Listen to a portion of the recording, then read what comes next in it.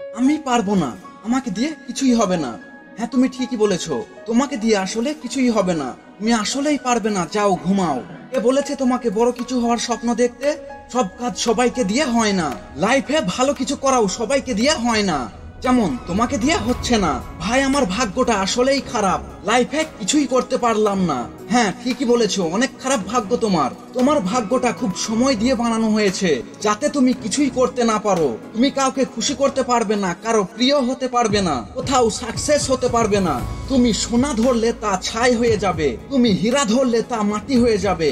তোমার ভাগ্যটা খারাপ, চুপচাপ আজ থেকে বসে থাকবে, কারণ তোমার ভাগ্যটা খারাপ। ভুলেও কিছু করার চেষ্টা করবে না, কারণ তুমি তো জানোই তোমার ভাগ্যটা খারাপ। তাহলে কেন শুধু শুধু চেষ্টা করবেন?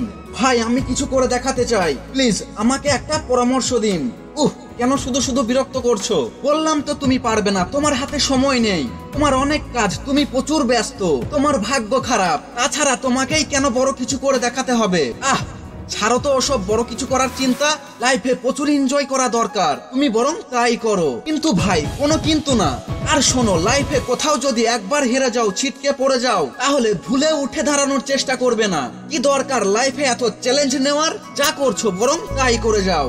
আর রাখো তো ওসব সফল হওয়ার চিন্তা, কি সব মাথার মধ্যে নিয়ে ঘোরো, বরং তাই করতে থাকো যা এতদিন করে আসছিলে। কি অবাক হচ্ছেন আমার কথা শুনে? এমন কথা তো আগে বলিনি।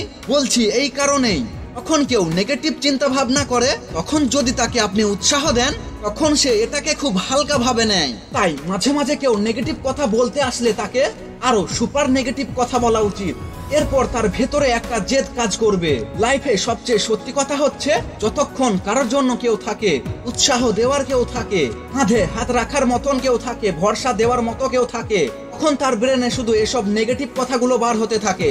মানুষ ততক্ষণ সর্বশক্তি নিয়ে তার সর্বচেষ্টা নিয়ে শেষ পর্যন্ত লেগে থাকে, যখন পিঠটা দেওয়ালে থেকে যায়। চোখে অন্ধকার না দেখলে মানুষ আলোর খোঁজ করে না। মাঝে মাঝে তাই কাউকে অনুপ্রেরণা না দেওয়াটাই সবচেয়ে বড় অনুপ্রেরণা হয়ে যায়। আপনি 50% কনফিউজ রেখে যদি বলেন আমি পারবো না, তবে আপনাকে আসক্ত করে 100% কনফিউজ নিয়ে বলতে হবে যে আপনি একদম পারবেন না।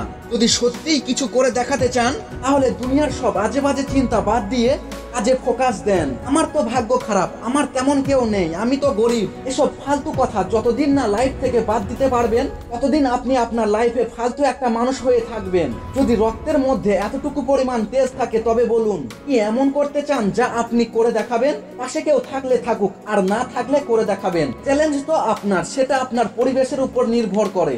কারো সাহায্য পাওয়া কিংবা না পাওয়া উপর কিভাবে নির্ভর করে? জীবনে কি এমন চেঞ্জ আনতে চান, বা কি এমন চান, তা কমেন্টে লিখে জানান। ভালো থাকবেন, সুস্থ থাকবেন, দেখা হবে আবার পরের ভিডিওতে।